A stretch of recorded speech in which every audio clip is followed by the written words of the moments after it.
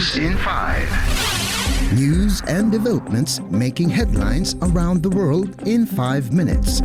World News in 5. Here on Radyo Pilipinas Worldwide. This is World News in 5 here on Radyo Pilipinas World Service. North Korean leader Kim Jong-un invited Russian President Vladimir Putin to visit Pyongyang as he expressed his desire to elevate the two countries' relations to a higher level.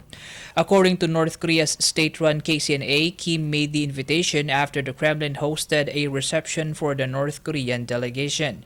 It said Putin, in response, accepted the invitation with pleasure but gave no specific date on when the visit might take place.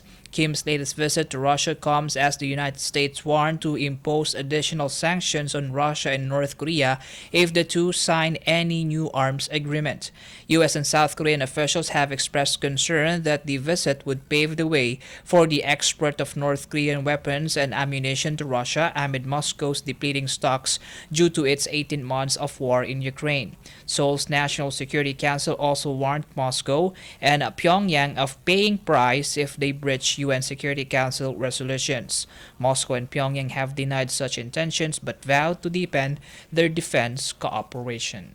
World News in 5. Here on Radyo Pilipinas Worldwide. In our news overseas, India's southern state of Kerala has imposed movement restrictions, including shutting schools, offices, and public transport in a bid to curb the further spread of the deadly Nipah virus. According to State Health Minister Veena George, public movement has been restricted in parts of the state to contain the Nipah outbreak. She said the virus detected in Kerala was the same strain earlier found in Bangladesh, which spreads from human to human with a high mortality rate but has a history of being less infectious. 2 infected people in the state have died since August 30, forcing local authorities to declare containment zones in at least 8 villages. On Wednesday, the state government said at least 706 people, including 153 health workers, were undergoing confirmatory tests for the virus. Chief Minister of Kerala, Pinarayi Vijayan, said that more people could be tested, urging people to avoid gatherings in the Kozhikode district for the next 10 days. The Nipah virus was first detected in Malaysia and Singapore in 1999, following an outbreak of illness among pig farmers and others in close contact with the animals. Infections were later recorded in South Asia, with cases mostly occurring when people drank date palm sap contaminated with bat excreta. In Kerala's first Nipah outbreak in 2018, 21 of the 23 infected people died, while outbreaks in 2019 and 2021 killed 2 people. World News in 5. Here on Radyo Pilipinas Worldwide. For our Philippine Embassy news, in an unprecedented collaborative effort, the Consulates General of the Philippines, Indonesia, and Malaysia in Melbourne jointly held their first ever ASEAN Day event, highlighting ASEAN students in Melbourne at the Indonesian Consulate General on September 8. The event, attended by over 65 students from the Philippines, Indonesia, and Malaysia, aimed to reinforce ties and foster mutual understanding, especially among students.